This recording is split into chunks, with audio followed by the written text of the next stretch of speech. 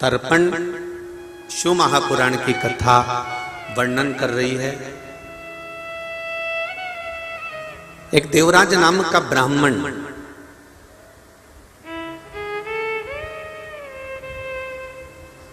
जो ब्राह्मण कुल में जन्म तो ले लिया पर ब्राह्मण कर्म नहीं कर पाया।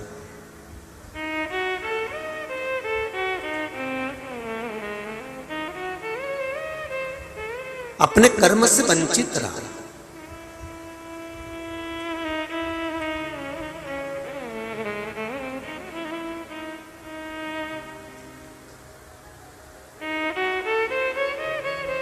कर्म श्रेष्ठ नहीं कर पाया। ब्राह्मण का कर्म है शास्त्र पढ़ना, शास्त्र सुनाना।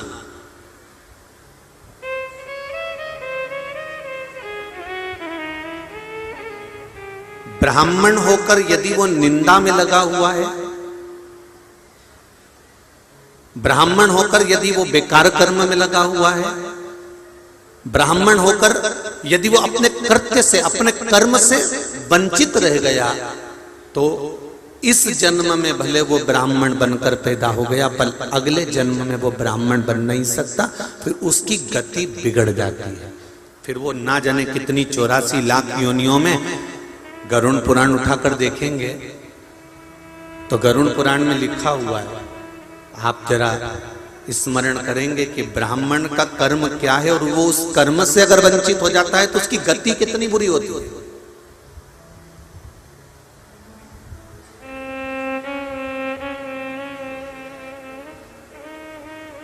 ब्राह्मण कर्म में, ब्राह्मण के घर में जन्म ले लेना, ब्राह्मण की योनि को पा लेना, ब्राह्मण कर्म कर लेना, ब्राह्मण कर्म करते करते अगर हम किसी की निंदा में, किसी के लिए अपशब्द, किसी के लिए गाली, आड़ा टेढ़ा संबोधन या किसी के मन को ठेस पहुंचे, अगर ऐसा शब्द हम बोल रहे हैं तो उसके लिए श्रेष्ठता नहीं है।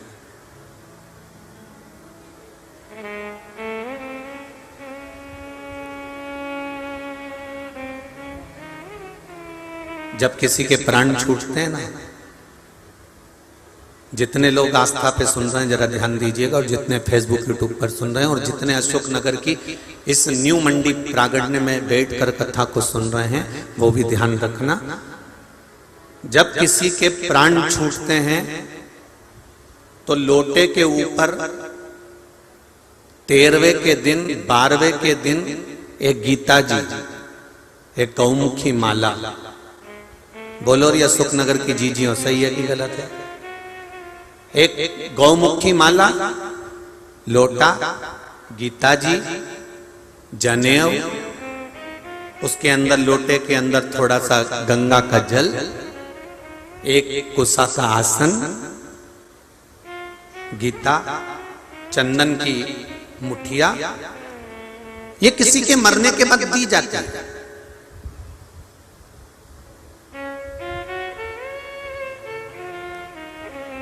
किसको देते हैं?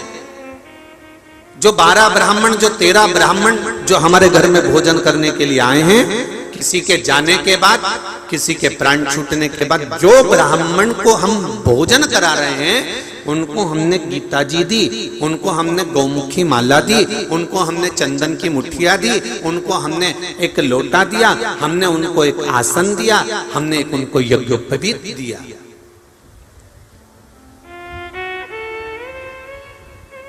अब 13 ब्राह्मण को, 12 ब्राह्मण को किसी के जाने के बाद ये सामग्री जब दी जाती है तो किसी ब्राह्मण से पूछना कि ये सामान प्रत्येक मरने वाले के बाद ये 12 ब्राह्मण को या 13 ब्राह्मण को ये क्यों दिया जाता है, जिसको पद कहते हैं, ये क्यों देते हैं, इसका कारण क्या है, किस लिए देते हैं?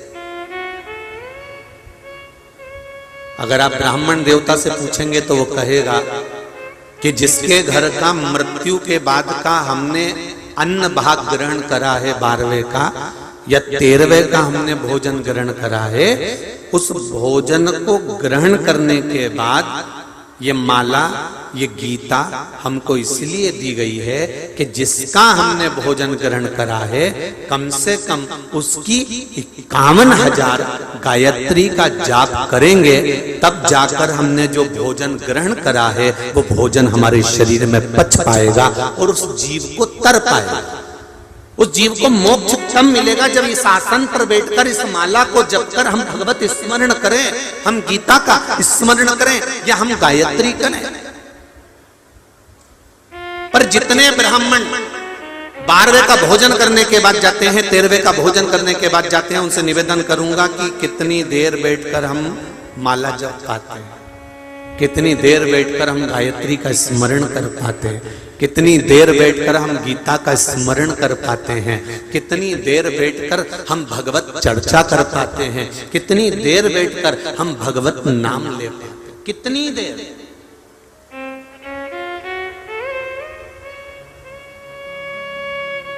अरे गरुड़ पुराण में वर्णन मिलता है, तर्पण शिव महापुराण की कथा सुन रहे हो, जरा सा कानों में सरसों का तेल डालकर बैठना, जरा अच्छे से सुनना, थोड़ा बुरा भी लग सकता है, उसमें कोई दिक्कत वाली बात नहीं हो, पर ध्यान से सुनना।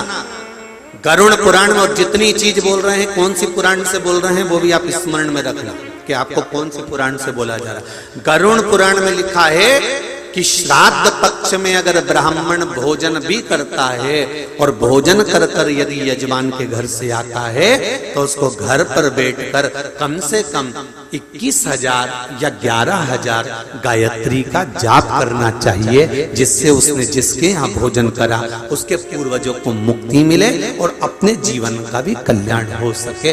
श्राद्ध भोजन के बाद भी गायत्री का स्मरण।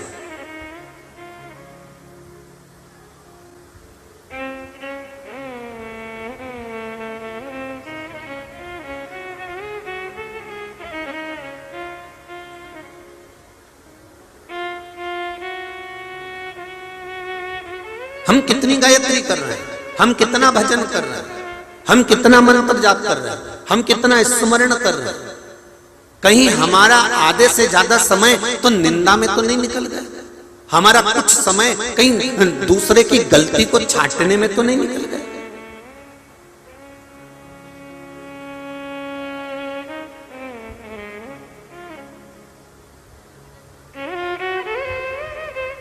गौतम बुद्ध से एक भक्त ने पूछा संसार कैसा है।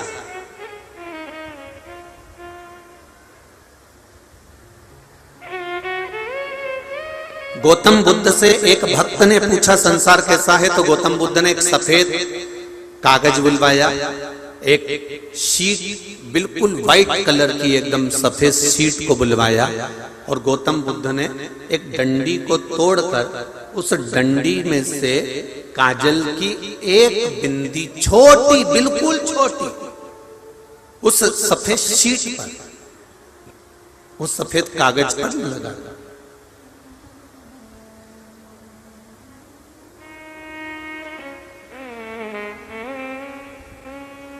कागज पे लगा दिया, जो सफेद शीट थी, जो सफेद कागज था। एक छोटी सी काजल की बिंदी ली और गौतम बुद्ध बाबा ने उस कागज पर, उस शीट पर वो काली एक छोटी सी बिंदी लगा दी और बिंदी लगाने के बाद किसी को नहीं बताया कि मैंने इसमें कोई बिंदी लगाई है। गौतम बुद्ध बाबा से पूछा गया संसार कैसा है, तो गौतम बुद्ध बाबा ने किसी को नहीं बताया कि इसमें कोई काजल सी बिंदी लगी है।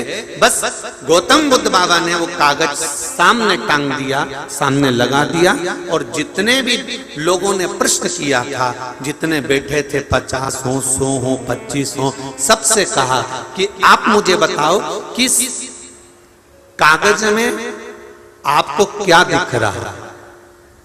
सबने एक स्वर में बोला इस कागज में एक काली बिंदी नजर आ रही।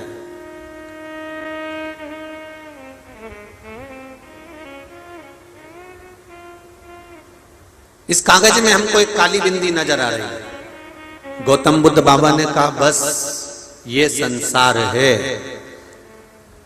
इतना बड़ा कोरा कागज था, उस कोरे कागज को सबने देखा पर सबने एक ही बात कही कि काली बिंदी नजर आ रही है, पर किसी को वो सफेद कागज या कोरा कागज नजर नहीं आता।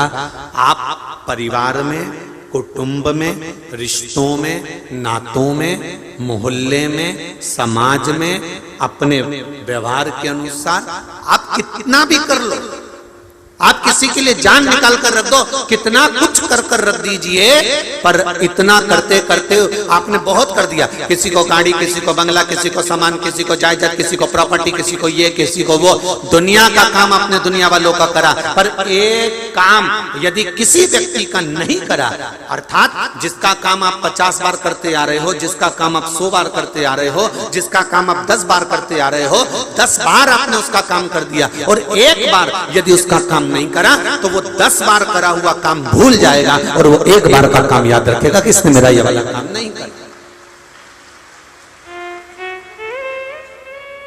ये संसार सागर, ये संसार सागर का वर्णन गौतम बुद्ध कर रहे हैं।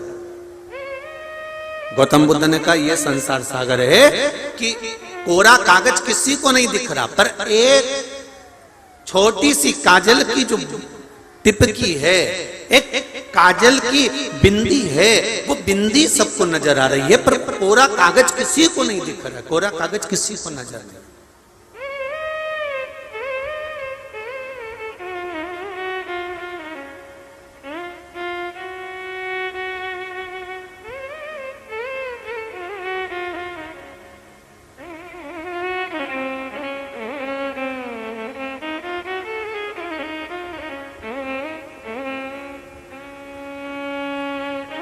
वो कोरा कागज की अंदर जो बिंदी है वो देखना सबको दिखा, पर कोरा कागज गौतम बुद्ध कहते हैं इतना बड़ा कागज था, किसी को तो कह देना था कि इतना बड़ा कागज कोरा है, पर वो कोरा नहीं दिखा, सबको वो बिंदी नजर आई। उसी तरह ये संसार है, आप कितना भी अच्छा कर दो। एक बुजुर्ग माँ, एक माता अपने बेटे को, 4 बेटे हैं, 3 बेटे हैं, 5 बेटे हैं, बुजुर्ग माता उन 5 बेटों को, 4 बेटों को बराबर का दूध पिलाती है। बोलोरी अशोक नगर की जीजियों, इतनी बूढ़ी बुजुर्ग माता बैठी अपने बेटे को बराबर का दूध पिलाती। ये नहीं कि मैं छोटे बेटे को ज्यादा दूध पिलाऊंगी तो मंजिले को कम पिलाऊंगी, तो संजले को ज्यादा पिलाऊंगी, कि बड़े को ज्यादा पिलाऊंगी। एक माँ अपने बच्चे को बराबर दूध पिलाती है, एक माँ अपने बच्चे की बराबर परवरिश करती है, एक पिता अपने बच्चे को बराबर का वैभव देता है, एक माता पिता अपने बच्चों को बराबर का परवरिश करते हैं, बराबर का ज्ञान देते हैं, बराबर का स्कूल में पढ़ाते हैं। एक माँ अपने बच्चे को बराबर का दूध पिलाती है, उसके बाद बराबर का दूध पिलाने के बाद भी एक समय ऐसा आता है कि उस समय पर बच्चे के दिमाग में ये बैठ जाता है कि मेरी मम्मी मुझको ज्यादा स्नेह नहीं करती, मेरे पापा मुझे ज्यादा प्रेम नहीं करते, मेरे घर के लोग मुझे ज्यादा चाहते नहीं है। कारण क्या है?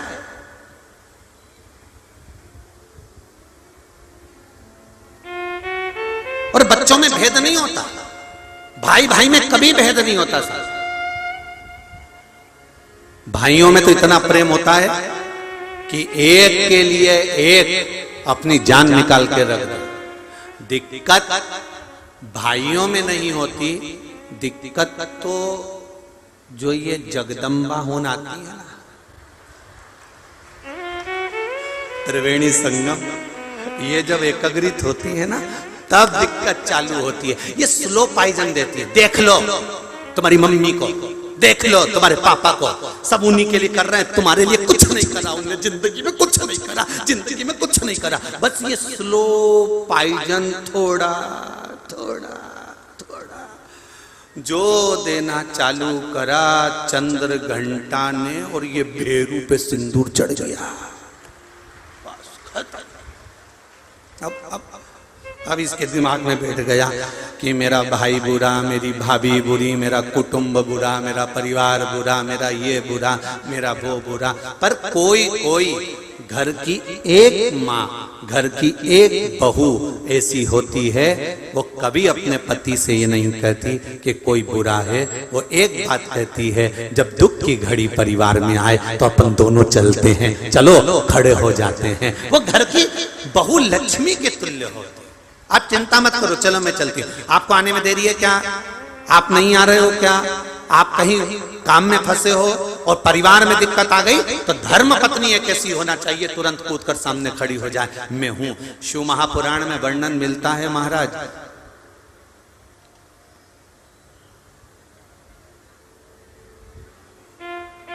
एक बार भगवान शंकर माता पार्वती को लेकर घूमने के लिए निकले थे।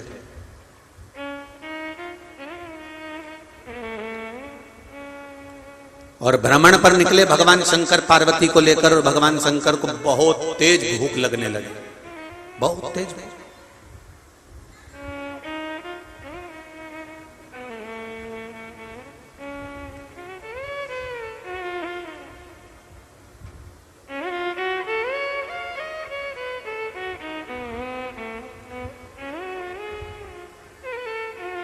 आप लोग आराम से बैठो, हम समझ रहे हैं।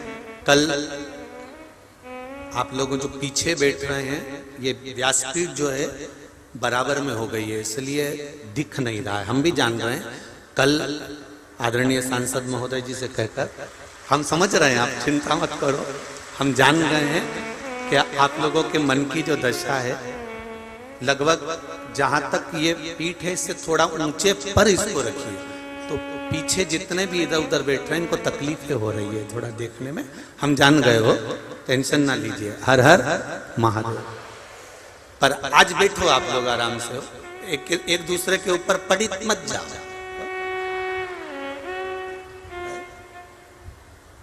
तुम बिल्कुल कथा में आए हो ना, तो एकदम अलमस्त होकर बैठो, चकाचक। तुम्हें ऐसे नहीं बैठना किसी ने मार ठोक के बिठाया, हिलना मत। तुम तो चक बैठो एकदम आनंद में, कथा का रसतत्व ग्रहण करने के। हर हर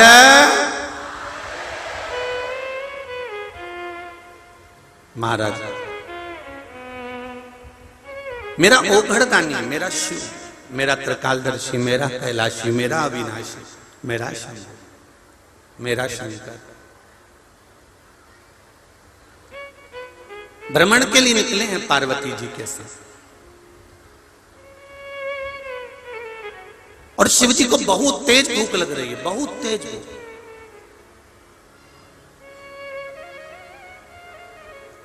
शंकर भगवान ने कहा, पार्वती इतना भूख लग रही है, इतना भूख लग रहा है कि मुझे भोजन करना है, जल्दी कुछ व्यवस्था कर।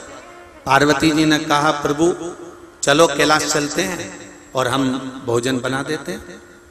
पार्वती जी, तेरे हाथ का भोजन करते करते तो बहुत समय हो गया, आज मेरा मन है कि पृथ्वी पर भ्रमण पे निकला हूं, तो किसी के यहां यदि श्राद्ध हो रही हो तो मैं भोजन कर लेता हूं। 16 दिन श्राद्ध के चल रहे हैं और मैं भोजन कर लेता हूं। पार्वती जी ने कहा कि तुम ओघड़दानी, त्रिकालदर्शी, कैलाशी, अविनाशी शिव श्राद्ध का भोजन करोगे? श्राद्ध का भोजन? पार्वती जी ने जैसे कहा तो शंकर भगवान बोले कि पार्वती तुझे मालूम नहीं है शायद, जब किसी के भी घर में श्राद्ध होती है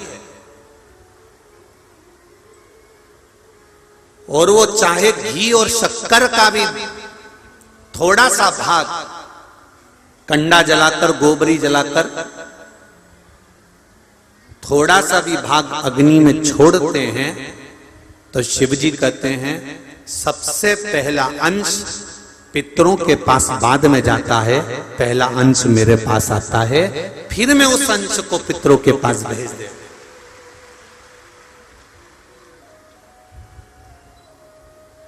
तर्पण शिव महापुराण की कथा सुनने वाले जरा ध्यान से सुनिएगा महाराज। पहले भी कथा में कहा, 1 रुपए कमा रहे हो, 1.25 रुपए खर्च चल रहा है, घर में कोई बीमार बना हुआ है, घर में कोई तकलीफ आ रही है, कष्ट आ रहा है, तो केवल एक काम करना है कि हमें शंकर भगवान को 1 लोटा जल समर्पित करना। परंतु श्राद्ध पक्ष के अंतर्गत जैसे अन्य समय में 108 मनके की माला से हम जाप करते हैं, 108 बार भगवान का नाम लेते हैं, 108 बार हम भगवान का पूजन करते हैं, उसी तरह श्राद्ध पक्ष में जब हम शंकर भगवान पर 1 लोटा जल चढ़ाएं तो उसी जल को धीरे धीरे धीरे धीरे 27 बार भगवान शंकर को समर्पित करना चाहिए। कितनी बार? 27 बार, या फिर 27 मनके की माला से जप करें।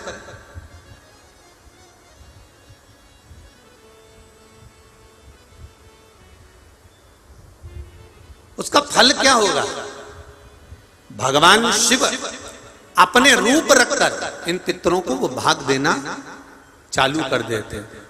भूल से भी 16 श्राद्ध के 16 दिन में से एक दिन भी अगर हमने एक ही पानी का कलश, एक ही लोटा, ऐसा नहीं कि तुम्हें 27 बार पानी भर के चढ़ाना, लोटा एक ही है, कलश एक ही है, और उसको धीरे धीरे धीरे धीरे कर 27 बार छोड़ दिया जाता है, तो शिव महापुराण की कथा कहती है कि अगर रोज हमारे पितरों को, रोज हमारे पूर्वजों को अगर हमने तर्पण भी नहीं किया है, जल भी नहीं दिया है, और शंकर भगवान को 27 बार जल का भाग हम समर्पित करते हैं अपने पूर्वजों के लिए, तो हम नहीं भी दे पाए तो एक बार में पूरे 16 दिन का जल हम अपने पूर्वजों को प्रदान कर देते हैं।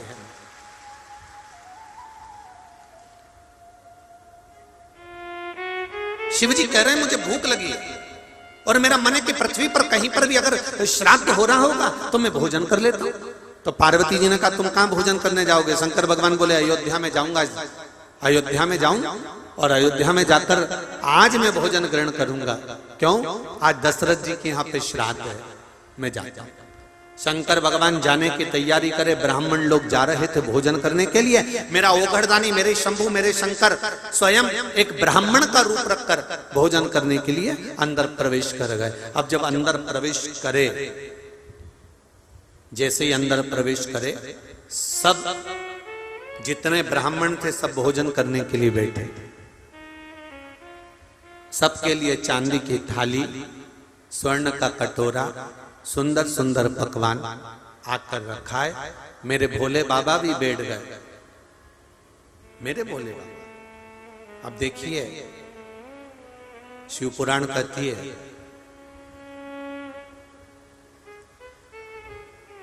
यदि श्राद्ध का भोजन, श्राद्ध पक्ष के अंतर्गत जो भोजन बनाया जाता है वो भोजन घर की बहू अगर बनाती है, घर की मां अगर बनाती है, घर की नारी अगर भोजन बनाती है, तो आधा भाग जो ब्राह्मण ने भोजन किया है वो आधा भाग का भोजन तो जिस ससुराल पक्ष में बेटी भोजन बना रही है उसके ससुराल के भाग को प्राप्त होता है, और आधा भोजन का फल बेटी के मायके वाले को प्राप्त हो जाता है कि उसने भोजन करा।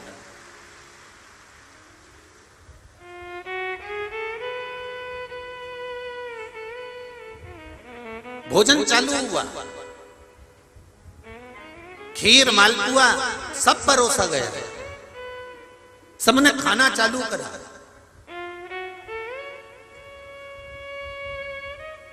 थोड़ी थोड़ी देर में ब्राह्मण भोजन कर उठना चालू कर दिए, पर मेरे देव अधिदेव महादेव जो जम के बैठे उठे नहीं।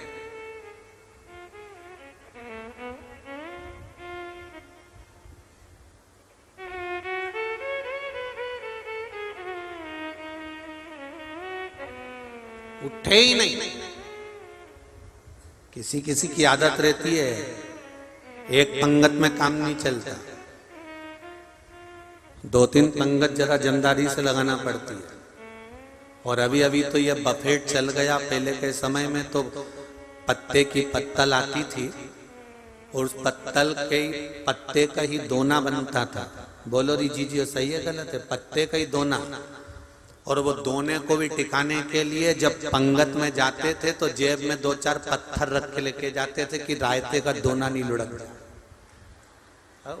तो उस दोने को भी संभालने के लिए 2-3 पत्थर जेब में होते थे। जब रोटी खाने कहीं जाते थे, पंगत जिनने कहीं जाते थे शादी ब्याह में या कहीं नुक्ता मुक्ता में, तो जेब में पत्थर लेके जाते थे कि दोना रखेंगे। और साथ में अभी तो ये सब कुछ ले जाना नहीं पड़ता। पहले तो प्लास्टिक का इतना बड़ा गिलास भी जेब में भर के लेके जाना पड़ता था कि पानी भी पीना पड़ेगा।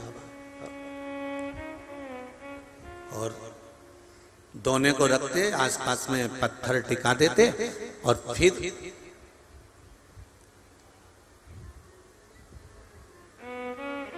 सबसे जोरदार ज्ञान तो भोजन के समय पे प्राप्त होता है। जैसा करोगे वैसा भरोगे। भोजन के समय पे कैसे प्राप्त होता है? 2 दोस्त और दोनों में मित्रता खूब, और दोनों चतुर, और दोनों साथी में गए एक ही जगह। अब इन्हें चतुरता क्या करेंगे कि पहले तू बैठ जा, मैं परस देता हूं, फिर मैं बैठ जाऊं जब तू परस देना। और इतने चतुर दोस्त कि खास खास आइटम ही लेके आते हैं। सब्जी लाया, तरी तरी डालता और उसने सब तरी तरी जोरदार उसके दोने में डाल दी। और फिर गुलाब जामुन लाया तो इशारे में, उन्हें जो इशारा करा 2 का, उन्हें 2 धर दी। अब देखो जैसे उसने खिलाया है ना, दोस्त ने जैसे 2 गुलाब जामुन रखी, तरी रखी ने, जोरदार गरम गरम पूड़ी रखी ने, खोपरा पाक रखा ने, बालूशाही रखी, खूब जोरदार रखा। और ये अब खाने के बाद उठ गया। उठने के बाद अब उसकी बारी आई, और उसकी बारी आई तो वो बैठा, और वो बैठा, और इतने में ये सही से नहीं परोसे तो फिर अगली बार कोई परोस, फिर इसकी बारी है कि ये अच्छे से परोस। शिव पुराण कर रही है। देवाधिदेव महादेव बैठे हैं, भोजन चालू है, भंडारा चालू है, श्राद्ध चालू है। और भोजन करने के लिए जब देवाधिदेव महादेव बैठ गए और भोजन चालू हो गया, और भोजन चालू होने के बाद माता केकई, सुमित्रा, कौशल्या सब भोजन में, सीता, उर्मिला, मांडवी, शुद्धकीर्ति सब भोजन में लगी हुई हैं। और सब भोजन बना बना के दे रही हैं, माताएं परोस रही हैं, बड़े प्रेम से भोजन चल रहा है। भोजन चलते चलते चलते चलते चलते चलते सब उठ गए, पर महादेव नहीं उठे। इतनी देर में उर्मिला जी दौड़ कर आकर बोली सीता जी के पास, जीजी, ओ जीजी। जीजी बोली क्या बात है? सीता जी ने कहा उर्मिला क्या हो गया? उर्मिला जी बोली सब पंडित उठ गए, पर एक पंडित बैठा है वो नहीं उठ रहा है। सीता जी बोली तू एक बार एक काम कर, पानी भर के ले जा और पूछो महाराज पानी पियोगे? तो फिर इतने में उर्मिला जी पानी लेके, प्रभु पंडित जी पानी। पंडित जी बोले हमारे यहाँ पानी एंड में पीते हैं। तो उर्मिला जी ने पूछा पंडित जी एंड कब होगा? तो पंडित जी बोले अभी तो शुरुआत है, महत्तम चालू हुआ, टेलर चालू हुआ। ठीक है। अब उर्मिला जी दौड़कर फिर सीता जी के पास गए। जीजी जीजी जीजी बोली क्या बात है? कि वो तो अभी तुम एंड में पानी लेंगे। तो सीता जी बोली ले जा, और ले जा, पूड़ी ले जा, कचौड़ी ले जा, भजिया ले जा, मालपुआ ले जा, खीर ले जा, सब ले जा के रख दिया। भगोने खाली होते गए, बर्तन खाली होते गए। सीता जी ने फिर शुद्धकीर्ति को बुलाया, शुद्धकीर्ति इधर आओ। शुद्धकीर्ति ने बोला हाँ जीजी जाओ जरा पंडित जी से पूछ कर आओ भोजन कैसा बना। पंडित जी के पास शुद्धकीर्ति जी गई, प्रभु भोजन कैसा बना? पंडित जी बोले भोजन तो क्या जोरदार बना है, पूछो ही मत। पानी ले आऊं?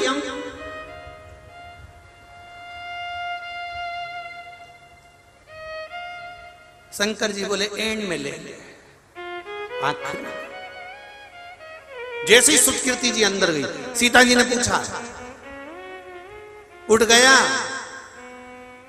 शुद्धकीर्ति जी बोली वो तो अपन सबको उठा के उठेगा, वो कोई ऐसे उठने वाला है, अभी तो बैठा है। केकई मैया आ गई। केकई जी ने पूछा सीता तुम्हारे सिर पर पसीने की बूंद जमी हुई है, श्राद्ध चल रहा है ससुर का और तुम्हारे सिर पर पसीने की बूंद, कोई दिक्कत है क्या? नहीं मां, एक ब्राह्मण भोजन करने बैठा है। कैकेयी बोली वो तो सब ब्राह्मणों के साथ बैठा था। हाँ मां, 5 बार की पंगत उड़ गई पर अभी तक वो नहीं उठा। मां तो अब तो सवेरे का भोजन चल रहा है 10 बजे का, दोपहर की 2-3 बज गई, अब तो उठने वाला होगा, जाओ थोड़ा और दिया। तो सीता जी बोली दे तो आती मां, पर भंडारे में भोजन की कमती हो गई। भोजन की कमती, एक काम करो डबल से बनाओ। सीता जी बोली 6 बार बना चुके, अब अंदर का पूरा माल निकाल के रख दिया। कैकेयी तुरंत आवाज लगाकर बोली द्वारपालों से कहो बाजार में से सामान लेकर आए और सीता फिर भोजन बनाओ। सास ने आवाज लगाई कि बाजार से भोजन लेकर आओ और जिमाओ। इतने में सारे द्वारपाल भागे और बाजार से भोजन ले लेकर आने लगे। जब आटे की बोरियां बाजार से आने लगी और शंकर जी के सामने अंदर जाने लगी, इतने में शंकर भगवान ने रोक कर पूछा रुको रुको, क्या ले जा रहे हो अंदर?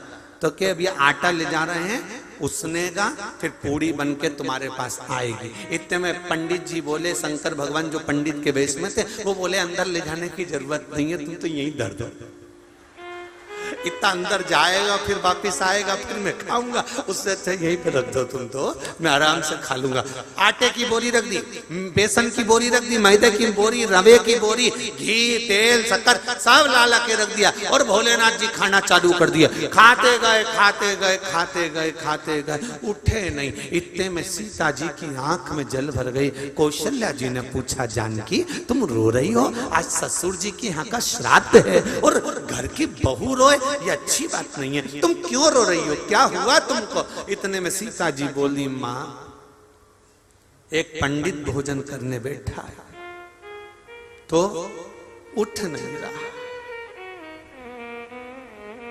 पानी का पूछो।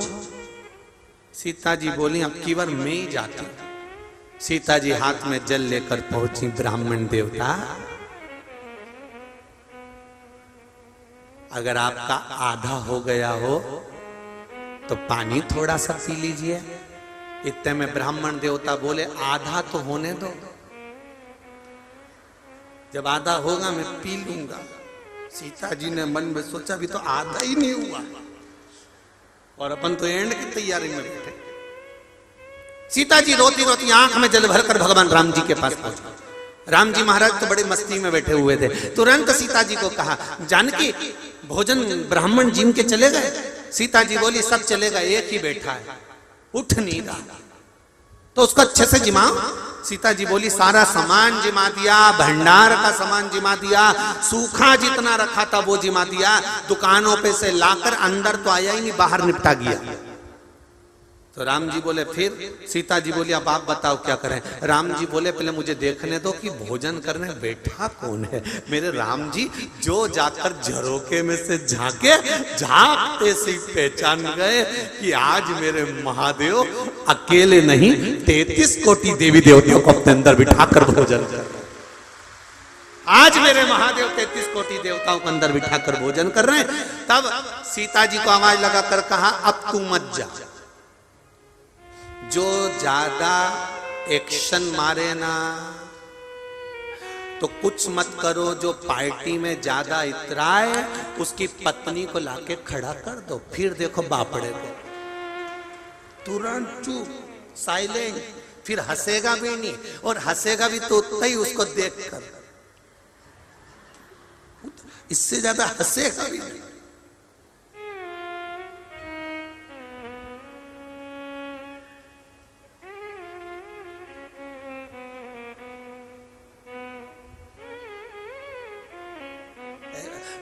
अंग्रेजी में पति को हस्बैंड कहते हैं, हस्बैंड।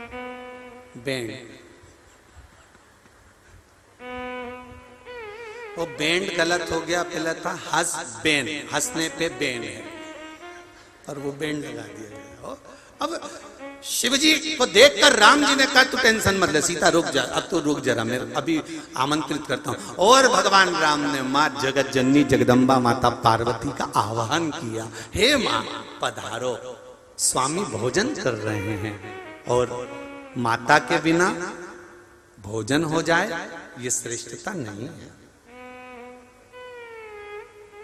पार्वती जी ने कहा मेरे स्वामी? हाँ मेरे स्वामी। 3 ऐसे हैं जिनका नाम बार बार नहीं लिया जाता। पहला, एक सौभाग्यवती नारी अर्धांगिनी पत्नी अपने पति का नाम बार बार अगर लेती है तो तिल भर उसकी उम्र घटती है और उसके शरीर में रोग प्रारंभ होता है। गर्ग संहिता में वर्णन है। दूसरा, घर की मां ज्येष्ठ पुत्र का नाम बार बार लेती है तो वो ज्येष्ठ पुत्र को जीवन में दुख बहुत झेलना पड़ता है। ज्येष्ठ पुत्र घर का बड़ा पुत्र। हाँ, अगर घर में बड़ी बेटी है और उसके बाद पुत्र है तो वो ज्येष्ठ नहीं कहलाएगा।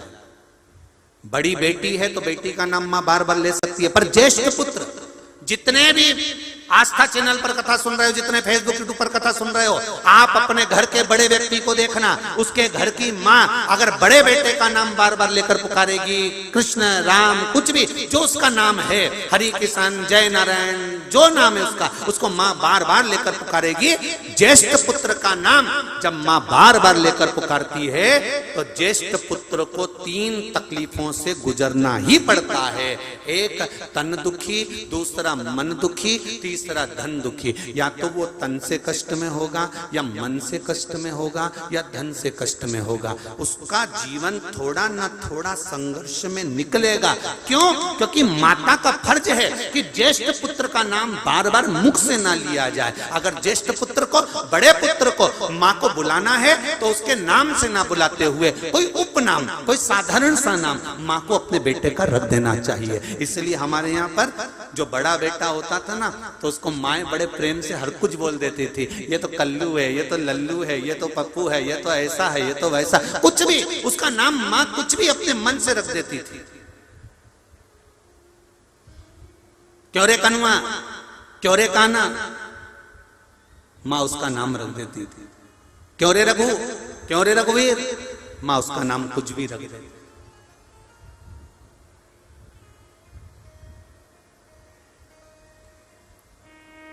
पहला, सौभाग्यवती नारी अपने पति का नाम लेती है, तिल भर उम्र घटती। दूसरा, मां अपने ज्येष्ठ पुत्र का नाम बार बार ना ले, उसका नाम परिवर्तित कर दे। ये मेरा लाला है, नाम कुछ भी हो, ये लाला है, ये कान्हा है, उसका नाम चेंज कर दे, बदल दे। बोलते समय बार बार अगर ज्येष्ठ पुत्र का आप भी देखना, ये शास्त्रों के जो सुख हैं आप अपने घर में देख सकते हैं। आप अपने घर में अनुभव करना, जो घर का बड़ा बेटा है और माँ उसका नाम, जो उसका नाम है उसी को माँ बार बार लेकर पुकारती है, तो जो बड़का घर का बड़ा बेटा होता है, ज्येष्ठ पुत्र होता है, उसको थोड़ा ना थोड़ा कष्ट सहन करना ही पड़ता है। तीसरे नंबर पर है गुरु का नाम।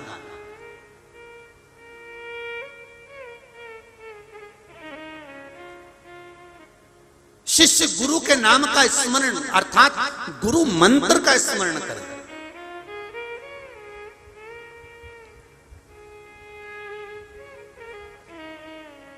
बार बार आप बोल सकते हो ये हमारे गुरुजी हैं, ये हमारे गुरुजी हैं, साहब वो अशोक नगर में रहते हैं, साहब वो गुना में रहते हैं, साहब वो शिवपुरी में रहते हैं, साहब वो वहां रहते हैं। आप कह सकते हो ये हमारे गुरुजी हैं, उस मठ में रहते हैं, वो हमारे गुरुजी हैं। आदमी पहचान जाएगा। क्या नाम लेना गुरु का जरूरी है? कि वो कमलकांत जी, वो रामकिशोर जी, ये हमारे नाम, गुरु का नाम अगर तुमने गुरु मंत्र लिया है, आप गुरु दीक्षा ग्रहण करे हो, तो गुरु के नाम का स्मरण भी, गुरु मंत्र का स्मरण करो, पर गुरु का नाम बार बार अपनी जिह्वा से नहीं कि मेरा गुरु ये नाम है, उनका ये नाम है, मेरे ये नाम है, ये नाम है, हरि कृष्ण नाम है तो जय नारायण नाम है तो राम कृष्ण नाम है, नहीं नहीं नहीं, वो मेरे गुरु हैं, बस गुरु पद मूल है, गुरु पद की मूल। पार्वती जी ने पूछा कौन? मेरे स्वामी। हाँ, मेरे स्वामी भोजन कर रहे हैं। हाँ, जैसे ही सुना पार्वती जी ने, और सुनकर माता पार्वती तुरंत कहती हैं आप चिंता मत करो राघव जी, मैं अभी आती हूँ। और पार्वती मैया ने नाक में बड़ी सी नथनी पहनी, सुंदर मोती की लड़ लगी है, कानों में झुमका पड़ा है मेरी माता के, सिर पर लाल बिंदी बड़ी सारी, होठों पर लाली, नैनों में सुरमा, मस्तक पर गजरा, और माता के हाथों में सुंदर मेहंदी लगी हुई है, पाँव में महाबूर लगा हुआ है। मेरी माँ सुंदर टोकनी लेकर सामने खड़ी हो गई, और भोलेनाथ तो खाने में लगे थे, उनका ध्यान गया नहीं कि मेरे सामने कौन खड़ा है, और उन्होंने एक बड़ा सा लड्डू निकालकर चूरमे का शंकर जी की पत्तल में रख दिया। शिव जी ने जो लड्डू खाया, खाते से शंकर जी को लगा ये तो कोई पहचान वाला है,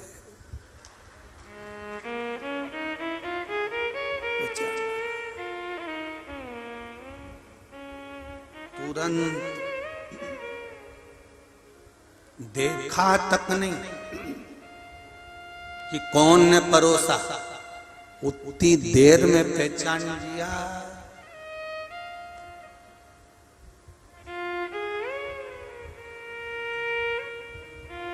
बहुत चतुर होती हैं माताएं, कथा में भी बैठी रहती है ना, एक जरा सा गाड़ी का हारन बजता ना, उतने में पहचान जाती है भेरू आ गया है, तुरंत कि वाया गाड़ी का हारन बजा, हारन से पहचान गई।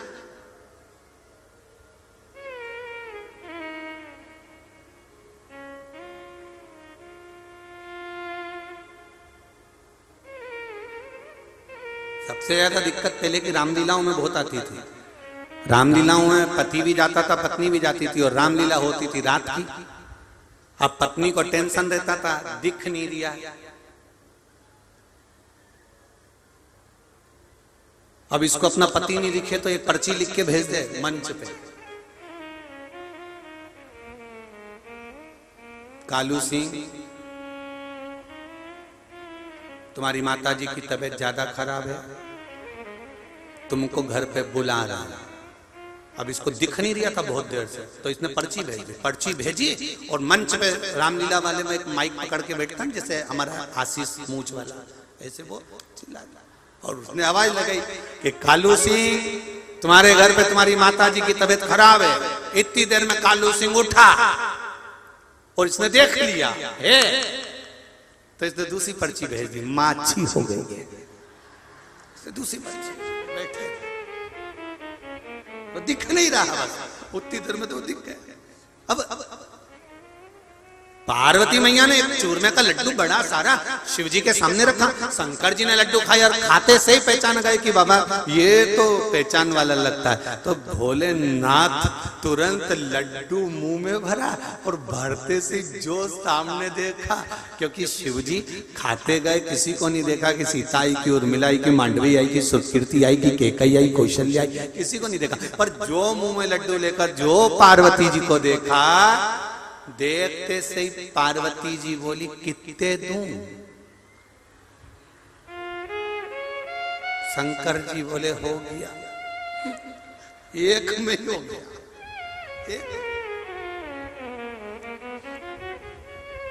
पतियों की आदत है, अकेले अगर पार्टी में गए हैं तो कम से कम 2-2.5 घंटा सूरमा जैसे घूमेंगे, और अगर इनके साथ में जगत जननी गई है, फिर देखना थोड़ी देर खाना खाने के बाद बोलेंगे चले चले चले। अब पत्नी कह रही है रुको, तुमने तो खा लिया, हमेशा तो 2 घंटे 3 घंटे में आते थे, आज मेरे साथ आए हो तो इतनी जल्दी, पति बोलेगा तेरे चक्कर में तो जल्दी में हूं, कोई आ गया और सेल्फी लेने लगा तो आफत खड़ी कर दे, तू चले तू चले तू चले। अब बड़ी हुई शिव जी के सामने माता पार्वती बोली कितने लड्डू और रखूं? शंकर भगवान बोले एक में हो गया। पार्वती पर एक बात बता, तू यहां कैसे आ गई? पार्वती जी बोली तुम मेरे स्वामी हो, आद्य शक्ति हूं मैं, मुझे जो आमंत्रित करता है मैं जाती हूं। राम जी ने मुझे बुलाया था, आप उठ नहीं रहे थे इसलिए। शिव जी ने कहा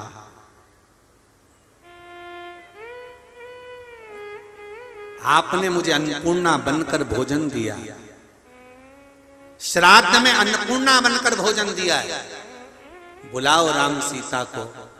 राम सीता आए, शंकर भगवान ने वर दिया, सुनो सीता, सुनो जानकी मां, श्राद्ध पक्ष में जिसके घर में भोजन बनता है, पूरे 16 दिन में से अगर एक दिन भी कोई श्राद्ध का भोजन किसी के घर में बनेगा, वर्ष भर उसके घर में कभी अन्नपूर्णा की कमी नहीं आएगी।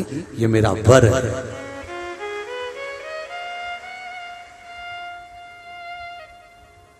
16 दिन आप किसी का श्राद्ध नहीं कर सकते, तो किसी एक का श्राद्ध, कोई दादा गया हो, परदादा गया हो, कोई पूर्वज गया हो, उसके निमित्त का भोजन घर में बनना चाहिए। और किसी विद्वान ब्राह्मण जो गायत्री करता हो, संध्या करता हो, भजन करता हो, कीर्तन करता हो, मंत्र जाप करता हो, किसी में कोई ऐब ना देखता हो, कोई निंदा नहीं करता हो, ऐसे ब्राह्मण जन को भोजन करा देना चाहिए। वो जीव भी तर जाए और अपने को भी आनंद की अनुभूति हो जाए। ऐसी चीज की भगवान शंकर का संवाद कहता है, देवराज नाम का ब्राह्मण जिसने कभी कोई अच्छा कर्म नहीं किया, ब्राह्मण का कर्म है शास्त्र पढ़ना, शास्त्र सुनाना, वैश्य का कर्म है धन एकत्रित करना, क्षत्रिय का कर्म है रक्षा करना, शूद्र का कर्म है सेवा करना। ये चारों ने अपने अपने कर्म के अनुसार अपने आनंद को बांटा।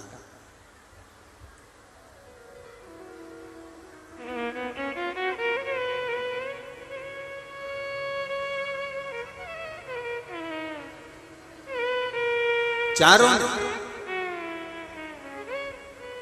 पर देवराज नाम का ब्राह्मण कर्म से वंचित था, बहुत अच्छी जिंदगी जी रहा था, बहुत अच्छा जीवन जी रहा था, और अच्छा जीवन जीते जीते जीते जीते एक नारी का संग पकड़ लिया इसने, एक नारी का संग। देखिए, पहले भी कथा में कहा, आज फिर कह रहे हैं, तुम्हारे पेट भरने की जवाबदारी मेरे परमात्मा की है, पर तुम्हारी पेटी भरने की जवाबदारी मेरे परमात्मा की नहीं है। क्या भरेगा वो तुम्हारा? पेट भरेगा। पेट भरने की जवाबदारी परमात्मा की। वो तो कहता है तेरा जन्म नहीं हुआ और माता के स्तनों में मैंने दूध दिया तेरा भरण पोषण के लिए, और मरेगा तो भी चिंता मत करना, आखिरी में भी अगर परिवार वाले अग्नि देने नहीं आएंगे, कफन देने नहीं आएंगे, तो शिव महापुराण की कथा कहती है, भगवान गीता में कहते हैं कि मैं स्वयं अगर जन्म दिया है तो मृत्यु भी मैं दूंगा, माता के स्तनों में दूध दिया है तो कफन और अग्नि भी मैं दूंगा। तू चिंता करना छोड़, तू क्यों टेंशन है? अब सौंप दिया इस जीवन का सब भार तुम्हारे हाथों में, हे हार तुम्हारे हाथों में और जीत तुम्हारे हाथों में। अगर जन्म मैंने दिया तो मृत्यु में दी। जब सारी दुनिया से हार जाओ, सारी दुनिया के आगे हाथ जोड़ जोड़ कर थक जाओ, शिव महापुराण की कथा कहती है फिर अंतिम बिंदु है मेरा शिव, मेरा ईश्वर, मेरा भगवान, उसके चरणों में जाकर बैठ। एक पत्र आया है, देखिए। पत्र तो बहुत हैं पर उसमें देखिए,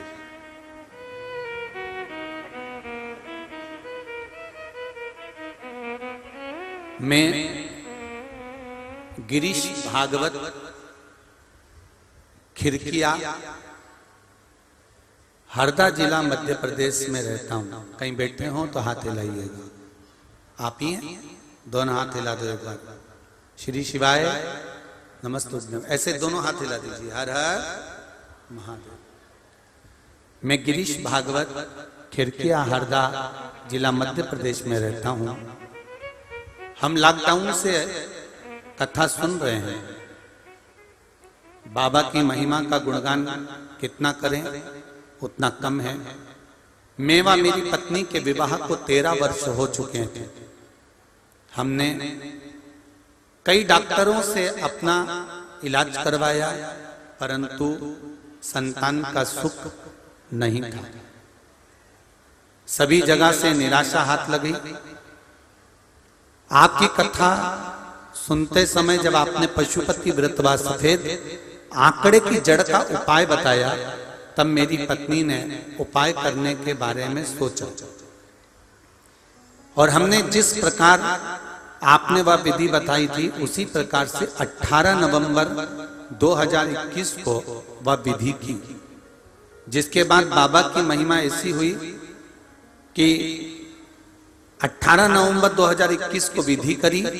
5 जनवरी को मेरी पत्नी की रिपोर्ट बाबा की कृपा से पॉजिटिव आ गई और उसका गर्भ ठहर गया। परंतु जब जनवरी में 5 जनवरी को रिपोर्ट पॉजिटिव आई और उसका गर्भ ठहर गया, गुरुदेव 24 अप्रैल को मेरी पत्नी की तबीयत अचानक खराब हो गई। डॉक्टर ने कहा कि बच्चे की धड़कन सुनाई नहीं दे रही और सोनोग्राफी करने को कहा। सोनोग्राफी करवाई, बच्चे की धड़कन नहीं थी। मेरी पत्नी व मैंने श्री शिवाय नमस्तुभ्यम का जप करना प्रारंभ कर दिया और हमने विचार करा कि जब भगवान शंकर ने दिया है 13 वर्ष के बाद दिया है तब वही संभालेगा। सोनोग्राफी में धड़कन नहीं थी गुरुदेव। तब शिव जी को 1 लोटा जल, 1 बेलपत्र का प्रयोग प्रारंभ करा और दूसरी सोनोग्राफी करवाना प्रारंभ करी और दूसरी सोनोग्राफी में बच्चे की धड़कन वापिस लौट कर आ गई। गुरुदेव सोनोग्राफी के डॉक्टर ने कह दिया था ये संतान नहीं होगी, इसको गिरवा दिया जाए क्योंकि ये संतान नहीं है, क्योंकि बच्चे की धड़कन नहीं है। पर डॉक्टर के अनुसार अब उसकी धड़कन वापिस आ गई थी। गुरुदेव 20 अगस्त 2022 शाम को 6:04 को महादेव की कृपा से मेरे यहाँ संतान की प्राप्ति हो गई और बच्चा सुखी है। बैठिए। श्री शिवाय नमस्तुभ्यम। हर हर महादेव। ये शिव है। ओ घड़ी हम आपसे भी कहें, जितने आस्था चैनल पर सुन रहे हो, फेसबुक यूट्यूब पर सुन रहे हो, जितने इस अशोकनगर के पावन मंदिर प्रांगण में इस पावन कथा को सुन रहे हो, हृदय से, दिल से, जितनी देर कथा में बैठो उतनी देर बाबा से विनय कर कर जाना कि बाबा मेरे मन की अभिलाषा है, मैंने सुना है कि तू 3 महीने में पूरी कर देता है। मैं भी कथा सुनकर जाऊं और अगली कथा में मेरा भी एक पत्र पहुंचे, ऐसी कृपा कर देना और मेरा कार्य सफल। सुनता है, अवश्य सुने।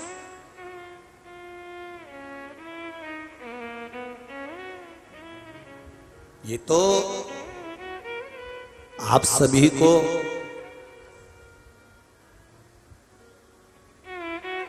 डॉक्टर श्री कृष्णपाल जी यादव सांसद महोदय को धन्यवाद देना चाहिए, श्री अजय पाल जी को धन्यवाद देना चाहिए, श्री महेंद्र सिंह जी को धन्यवाद देना चाहिए कि साधुवाद है आपको कि आपने हमारे अशोक नगर में शिव महापुराण की कथा करवा कर ना जाने कितने जीवों का कल्याण कर दिया।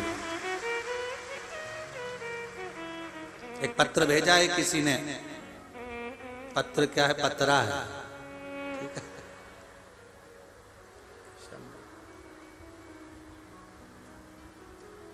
पत्र इधर है, हो आप ही ने भेजा है, धन्य।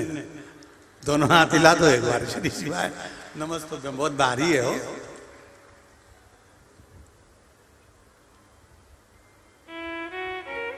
राखी तिवारी, संदीप जी तिवारी, अशोकनगर, प्रोफेसर कॉलोनी से है ये पत्र। पहले तो लाइन अच्छी लिखी है भजन की, भोले से दिल क्यों लगाया है, ये मैं जानूं या महाराज। क्या बखान करूं मैं शब्दों में। कथा सुनते थे, टीवी पर देखते भी थे, बाबा से हमेशा कहा करते थे, गुरुजी एक कृपा कर दो, बड़े बड़े शहर में कथा होती है, हमारा अशोक नगर क्यों छूट गया है। और हमको मालूम पड़ा आदरणीय सांसद महोदय कथा करा रहे हैं, तो बहुत खुशी हुई गुरुजी, इसलिए इतना बड़ा हृदय बनाकर भेजा है। बहुत बहुत खुशी, साधुवाद था।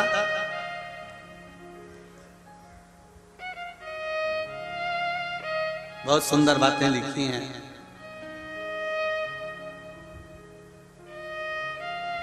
बाबा की कृपा से बहुत कुछ दिया है और बाबा ऐसा ही भंडार भर करके। श्री शिवाय नमस्ते। हृदय चित्त मन, आप भगवान से कहो तो हृदय से दिल से कहकर जाओ, वो दिल से सुने।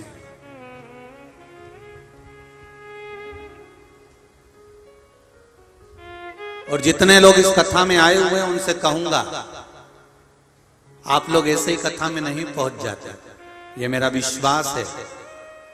एक लोटा जल जब से कथा सुन रहे होगे तब से चलाया होगा, कहीं ना कहीं मेरे शंकर भगवान ने आपका थोड़ा ना थोड़ा काम जरूर करा होगा, तब तुम पंडाल में पहुंचे। ऐसे नहीं पहुंच जाते। लाखों की संख्या में इतने पंडाल भर के बैठे हो, 1 2 3 4 कहां पूरे के पूरे इतने भर भर के बैठे हो, लोग पीछे खड़े हुए हैं, तो ये भक्ति तुम्हारी कोई साधारण नहीं है, सहज नहीं है तुम्हारी। केवल विश्वास, भरोसा। देवराज नाम का ब्राह्मण कर्म से वंचित था। देवराज अपने लिए कमाता, भगवान देता। देवराज अपने बच्चों के लिए कमाता, भगवान देता। देवराज अपनी पत्नी के लिए कमाता, भगवान देता। देवराज अपने माता पिता के लिए कमाता, भगवान देता। देवराज अपने भाई भाभी के लिए कमाता, भगवान देता। देवराज अपनी बहनों के लिए कमाता, भगवान देता। आपके परिवार का भरण पोषण मेरा देवाधिदेव महादेव करेगा, मना नहीं है। पर देवराज जब अपने परिवार का छोड़कर किसी स्त्री के चक्कर में फंस गया, अपनी पत्नी को छोड़कर किसी नारी के चक्कर में फंस गया, उस नारी ने कहा कि मेरे लिए सुंदर रानी, जो रानी हार पहनती है उसके गले का हार ला कर दो। और देवराज जब उस चक्कर में फंसता चले गया, चोरी करने लगा। अभी तक चोरी करने की जरूरत नहीं पड़ी थी उसको।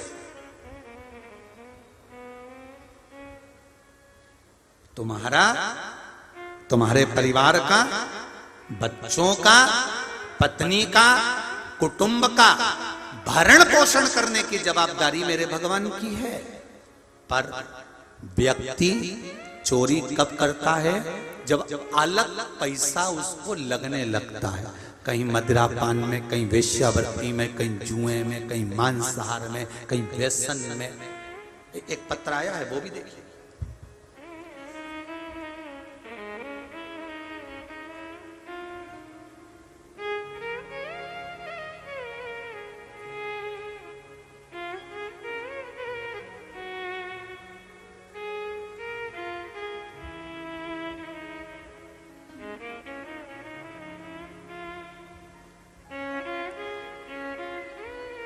ग्राम धुर्रा अमाही, जिला अशोकनगर से हूँ।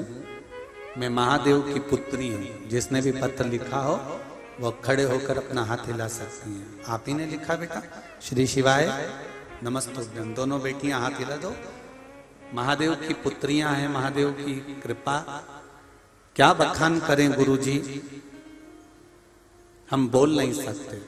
बस भोले बाबा को यहाँ पर प्रणाम करने के लिए आए हैं कि मेरे शंकर ने हमारी सुन ली। हमारे पिता हैं, उनकी कृपा का तो क्या वर्णन कर सकती हूँ। मेरे पिताजी बहुत मद्यपान में लगे रहते थे गुरुदेव। हम बेटियां बड़ी दुखी रहती थी। घर पर आना, क्लेश करना। देवाधिदेव महादेव को एक लोटा जल चढ़ाना चालू करा, शिव जी से प्रार्थना करना प्रारंभ करी। गुरुदेव बाबा की कृपा ऐसी हुई, हम चढ़ाया हुआ जल लाकर अगर उनको देते तो वो नाराज होते, इसलिए हमने वो जल आचमन के रूप में पानी के मटके में डालना चालू कर दिया। गुरुदेव वो पानी सारे घर के लोग पीने लगे और पिताजी ने मद्यपान छोड़ दिया। पिताजी का मद्यपान छूट गया। बैठो बेटा। श्री शिवाय नमस्ते। शिव कृपा इसी को कहते हैं, शंकर की करुणा इसी को कहते हैं। अब दिल से सुनो, कुछ नहीं जाएगा। अशोकनगर के आसपास के जितने क्षेत्र के लोग हैं, मैं फिर कहूंगा,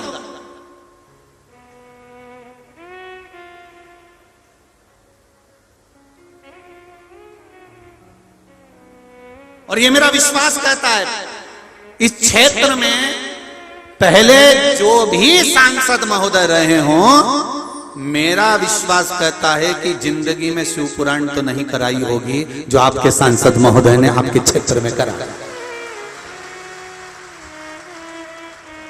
और केवल अशोकनगर की धरा पर नहीं कर रहे हैं, पहले की कथाएं टीवी पर डली हुई है, कोई भी कथा डिलीट नहीं हुई है। एक एक कथा को उठाकर देखना। उज्जैनी के ऋण मुक्तेश्वर मंदिर की दीवार पर पत्थर से खुदाई कर लिखा हुआ है कि शिव महापुराण की कथा जिस क्षेत्र में होती है, उस क्षेत्र के 500 किलोमीटर के क्षेत्र में अगर कोई गर्भ में मर गया, अधोगति में मर गया, बहुत तमन्ना थी कहीं सुसाइड कर कर किसी कारणवश मर गया, एक्सीडेंट होकर मर गया, तो वहां ऋण मुक्तेश्वर मंदिर, उज्जैन के ऋण मुक्तेश्वर मंदिर की दीवार पर लिखा है कि केवल शिव महापुराण कैसी है तो 71 पीढ़ी को तार देती है। तो कोई साधारण है?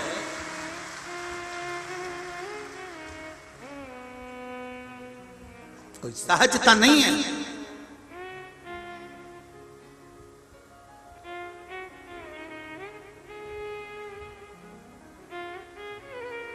ये कथा भले अशोकनगर में हो रही है, पर मैं निवेदन करूंगा, गुना हुआ, शिवपुरी हुआ, आसपास के जितने क्षेत्र हैं, आप ये टेंशन मत लेना कि कथा अशोकनगर। आप तो दिल से सुनना, जिस भाव से, जिस चित्त से, जिस मन से सुनते हो। कितने लोग आए यहाँ अशोकनगर के तो मुझे लगता है थोड़े होंगे, पर मेरा विश्वास कहता है पूरे दूर दूर से। उठाओ जरा हाथ जो बाहर से आए, बाहर से जो आए, ये देख लीजिए पूरे पंडाल तीनों चारों में देख लीजिए। अशोकनगर वाले तो दिख ही नहीं रहे, कहाँ छुप गए। बड़ा मुश्किल। बैठ जाओ, रख लो हाथ। हर हर। और भगवान से प्रार्थना करना कि बाबा बस बड़ी आस लेकर विश्वास लेकर शिव महापुराण की कथा सुनने बैठे, बहुत विश्वास। और मेरे भोले तेरी नौकरी सबसे बढ़िया है, सबसे तेरे दरवाजे की चाकरी सबसे बढ़िया है, सबसे जब से तेरा गुलाम हो गया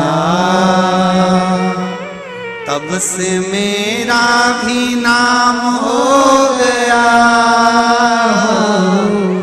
जब से तेरा गुलाम हो गया तब से मेरा भी नाम हो गया, वरना औकात क्या थी मेरी, सबसे बढ़िया है, सबसे भोले बाबा को धन्यवाद देना। मेरे को कौन जानता था, कौन पहचानता था, क्या मेरा जीवन था, वरना औकात क्या थी मेरी, सबसे बढ़िया है, सबसे शिव भक्ति, शंकर की भक्ति, शंकर का स्मरण, शंकर का गुणगान तुम दिल से, हृदय से, चित्त से, मन से मांगो तो देगा, हृदय से। देवराज पत्नी के लिए कमाता, शिव देते, बच्चों के लिए कमाता, शिव देते, परिवार भाई बंधु कुटुंब के लिए कमाता, शिव देते, संसार के कल्याण के लिए, परमार्थ के लिए कमाता, शिव देते। पर जब व्यक्ति व्यसन में, गलत चीज में डूबने लगता है, गलत मार्ग में जाने लगता है, तो भगवान धन से हाथ खींचना चालू करते हैं, फिर जीवन बेकार हो जाता है, व्यर्थ, फिर वो जीवन बेकार।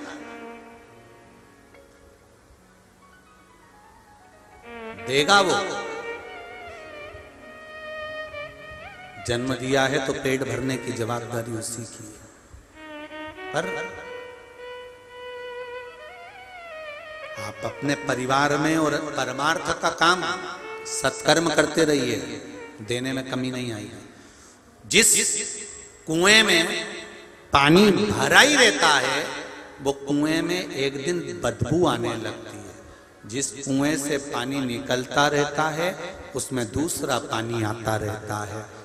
धन संपदा भगवान दे तो उसको सत्कर्म में लगाने का प्रयास करो, आता रहे, कमी नहीं पड़े,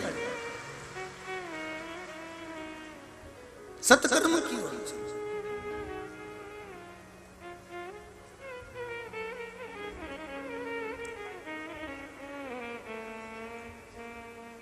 बचिए, फिर कहेंगे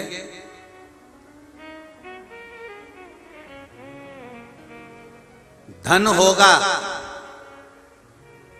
जेब में अगर मोबाइल है, गले में चेन पड़ी है, तुम्हारे पास में धन रखा हुआ है, धन होगा तो चोर की दृष्टि जरूर होगी, सुंदरता यदि आपकी है तो लुच्चों की दृष्टि जरूर होगी, और यदि भीतर शिव भरा है तो महादेव की दृष्टि जरूर होगी, ये निश्चित है,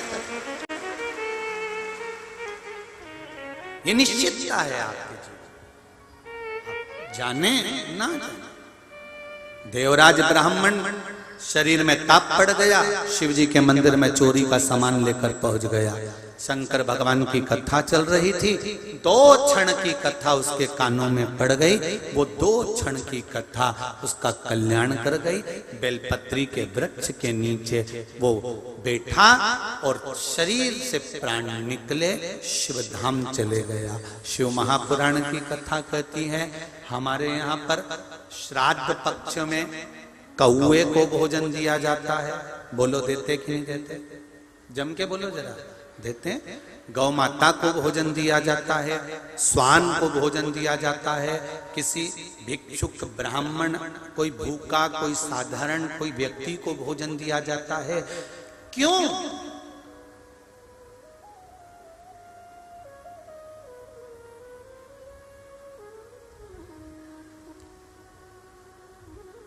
केवल श्राद्ध पक्ष, इसके पीछे साइंस का ये नहीं कि केवल ब्राह्मण अपनी मर्जी से इसको बोल दिया कि कौए को भोजन देना चाहिए, गौ माता को भोजन देना चाहिए, स्वान को भोजन देना चाहिए, विद्वत ब्राह्मण जन को भोजन देना चाहिए। केवल ब्राह्मण ने या हमारे शास्त्रों ने केवल किसी के पक्ष की बात नहीं लिखी, इसके पीछे साइंस का रीजन भी है। आप अंदाजा लगाइए, कौआ श्राद्ध पक्ष में जो भोजन करता है, कौआ श्राद्ध पक्ष में अगर थोड़ा सा मीठे का भोजन करता है तो कौआ श्राद्ध के भोजन को खाने के बाद, मीठे भोजन को खाने के बाद पीपल के वृक्ष पर बैठता है। पीपल के वृक्ष के फल को कौआ खाता है। पीपल के वृक्ष का जो फल है वो कौए के पेट में जाता है। कौए के पेट में जब पीपल के वृक्ष का फल जाता है और उसने कुछ मीठा खाया होता है तो अंदर जाकर एक प्रतिक्रिया प्रारंभ होती है जिससे एक वृक्ष का निर्माण होता है। ये पीपल का वृक्ष कहीं से उगता नहीं है। कौआ उड़कर पीपल के फल को खाने के बाद, श्राद्ध का मीठा भोजन खाने के बाद उदर में एक प्रतिक्रिया से एक बीज उत्पन्न हो जाता है।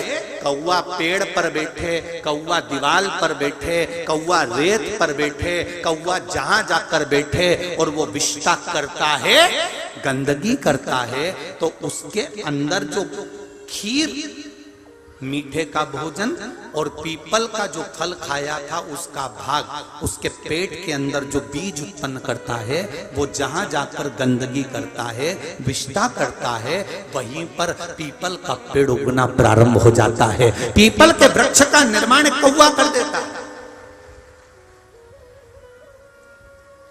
साइंस का रीजन है कि कौए को भोजन क्यों कराना चाहिए। आप ऐसे मत कराओ तो ऐसे तो कराओ कि कौए को निवाला देना चाहिए, कागराज देना चाहिए, कौए को भोजन देना चाहिए। क्यों?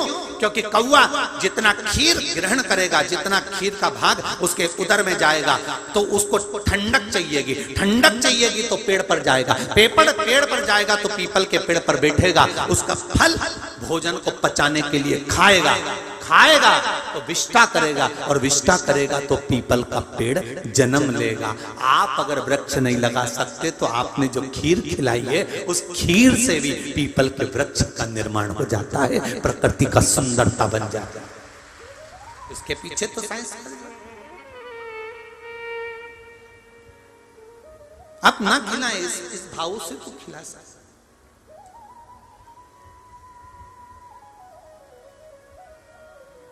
महाराज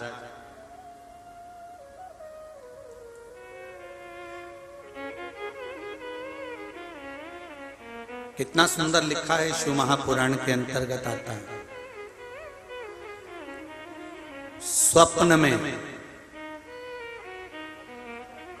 4 जगह पर अगर पितृ घर के पूर्वज दिख रहे हैं तो उसका फल क्या होता है।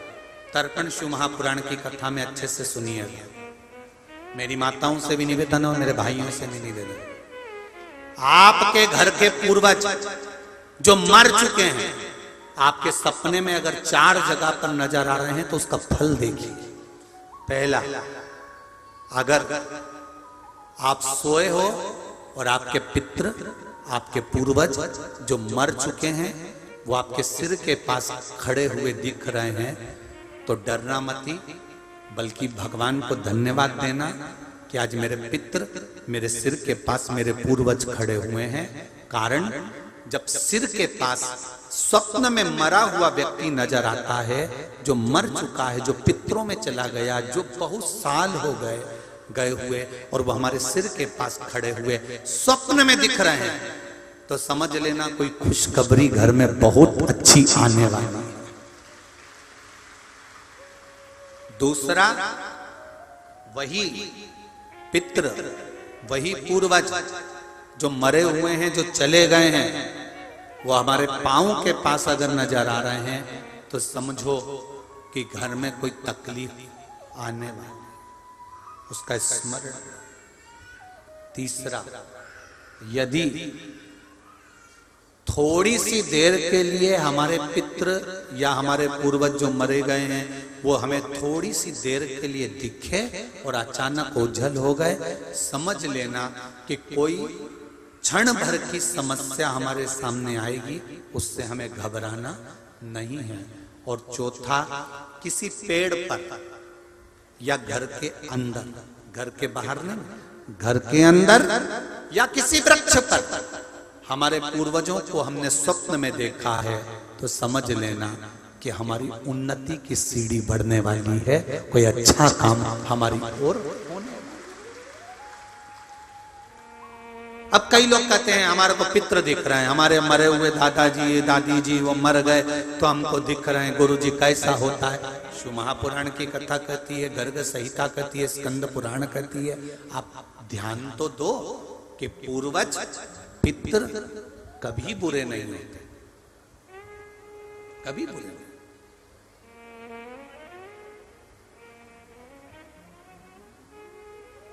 उनका काम केवल देने का है। मृत्युलोक,